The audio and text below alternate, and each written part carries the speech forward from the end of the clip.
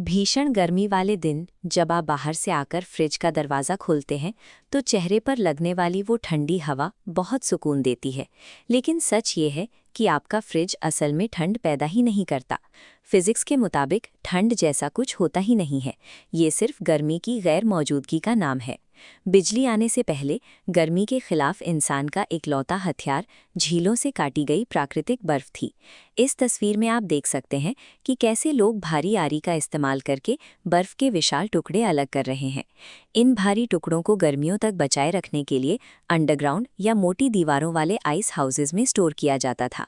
ये तरीका महंगा और सीमित था क्योंकि इसमें हर दिन घोड़ा गाड़ी के जरिए लोगों के घरों तक भारी बर्फ पहुंचानी पड़ती थी। जेकब पर्किंस के 1834 वाले वेपर कंप्रेशन सिस्टम ने इसे एक ऐसी मैकेनिकल मशीन में बदल दिया जो गर्मी को चुराने के लिए डिज़ाइन की गई है। यानी फ्रिज के अंदर जो ठंडक आप महसूस करते हैं वो असल में हीट की चोरी है। इस चोरी को अंजाम देने के लिए सिस्टम एक खास गैस का इस्तेमाल करता है जिसे रेफ्रिजरेंट कहते हैं। ये गैस एक 4 स्टेज वाले लूप में लगातार सफ़र करती है। स्टेज 1 कंप्रेसर, इसे मशीन का दिल समझिए। बिजली के चालू होते ही मोटर इस पूरे मैकेनिकल साइकिल को हरकत में ले आती है। कंप्रेसर का काम है लो प्रेशर गैस को खींचना और पिस्टन के जरिए दबाकर छोटी सी जगह में कैद कर देना। जब गैस को इतनी ताकत से कंप्रेस करते हैं तो मॉलिक्यूल्स आपस में टकराते हैं और तापमान तेजी से बढ़ जाता है। स्टेज 2 कंडेंसर कॉइल्स, अब ये उबलती हुई गर्म गैस फ्रिज के पीछे लगी पाइपों में धकेली जाती है। यही वजह है कि आपके फ्रिज का पिछला हिस्सा अक्सर गर्म महसूस होता है। चूंकि ये गैस कमरे की हवा से ज़्यादा गर्म होती है, इसीलिए ये अपनी हीट बाहर फेंकने लगती है। जैसे जैसे गर्मी निकलती है ये गैस एक हाई प्रेशर लिक्विड में बदल जाती है। मशीन ने जानबूझकर गैस को इतना गर्म किया ताकि वो खाने से चुराई गई गर्मी को आपके घर की हवा में आसानी से छोड़ सके। स्टेज 3 एक्सपेंशन वाल्व, अब ये हाई प्रेशर लिक्विड एक बेहद संकीर्ण नली से होकर गुजरता है। इस पतली रुकावट के बाद जैसे ही लिक्विड को खुली जगह मिलती है उसका प्रेशर अचानक गिर जाता है। प्रेशर गिरते ही बॉइलिंग पॉइंट भी तेजी से नीचे जाता है, यानी अब ये कम तापमान पर भाप बनने को तैयार है। स्टेज 4 इवेपोरेटर कॉइल्स, अब ये बर्फ सा ठंडा लिक्विड फ्रिज के अंदरूनी हिस्से में पहुंचता है।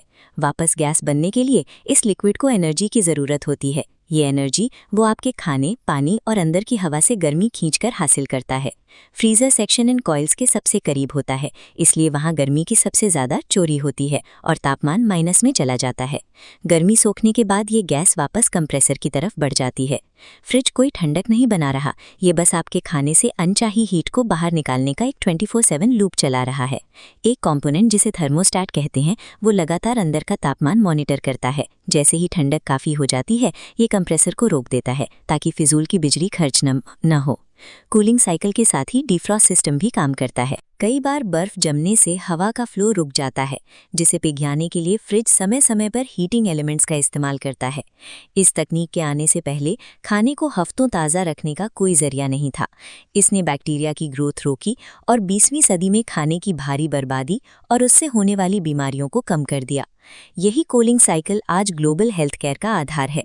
जीवन रक्षक दवाइयों और वैक्सीन्स को सुरक्षित रखने के लिए इसी टेक्नोलॉजी पर आधारित कोल्ड चेन्स तैयार की जाती हैं।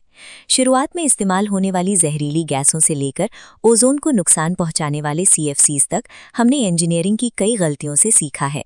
आज हम पर्यावरण को कम नुकसान पहुंचाने वाले आइसोब्यूटेन जैसे विकल्पों की ओर बढ़ रहे हैं। भविष्य में ये तकनीक AI और ऑफ ग्रिड सोलर पावर के साथ जुड़ रही है। इस तस्वीर में देखिए कि कैसे ये यूनिट्स बिना बिजली के तारों के भी दूर दराज के इलाकों में वैक्सीन और खाना सुरक्षित रख रही हैं। अगली बार जब आप फ्रिज खोलें तो याद रखिएगा कि आप फिजिक्स और इंजीनियरिंग के एक शानदार संतुलन को देख रहे हैं। आपका फ्रिज फिजिक्स के मुश्किल नियमों को हर सेकंड आपके किचन में कंट्रोल कर रहा है। ये बिना शोर मचाए आपके कंफर्ट के लिए काम करता रहता है और अनचाही गर्मी को आपके खाने से दूर ले जाता है।